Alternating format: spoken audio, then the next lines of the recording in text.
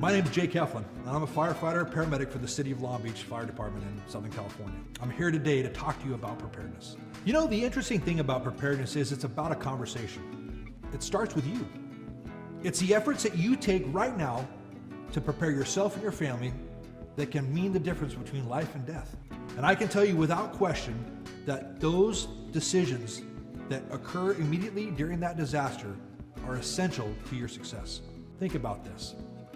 When you get on a plane, you hear a safety message. There are 2 exits to the front of the plane, 2 exits over the wings, and 2 exits to the rear. And should you have a loss in cabin pressure, the mask will drop from the ceiling where you are to proceed to put that mask on yourself. You've heard that message over and over and over again, almost to the point where you can recite it. But if I were to ask you the question, where is your safe meeting place at home?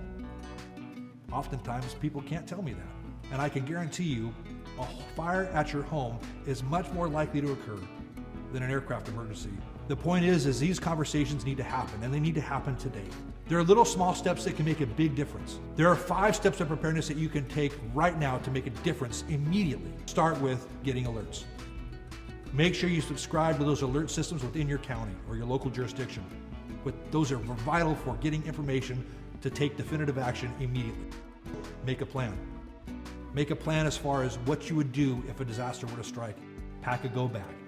Make sure you have enough food and water for disaster. Make sure you have warm clothes, a flashlight, some other critical essential items. Make sure you have that go bag ready to grab at a moment's notice. Build a stay box, a box that can be at home full of that essential stuff that you would need as well. Enough water and food.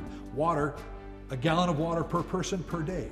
2 quarts for consumption and 2 quarts for personal use. These are things that can make a big difference when those resources and those things that you normally take for granted are no longer readily accessible. The 5th step, help friends and family prepare. Have these conversations together, because the reality is the friends to your left, the neighbors to your right, they're the ones that are going to be there when disaster strikes. They're the ones that will help you navigate these difficult and challenging circumstances and situations. And over again, we see that when neighbors come together, they build stronger, resilient communities. And that's why this is so important that we have these conversations today. Because when disaster strikes, it doesn't matter who you are, your race, your gender, your ethnicity, how much money you have or don't have. The reality is disasters are the great equalizer, and we're all in this together. Please take time now to prepare. Have the conversation.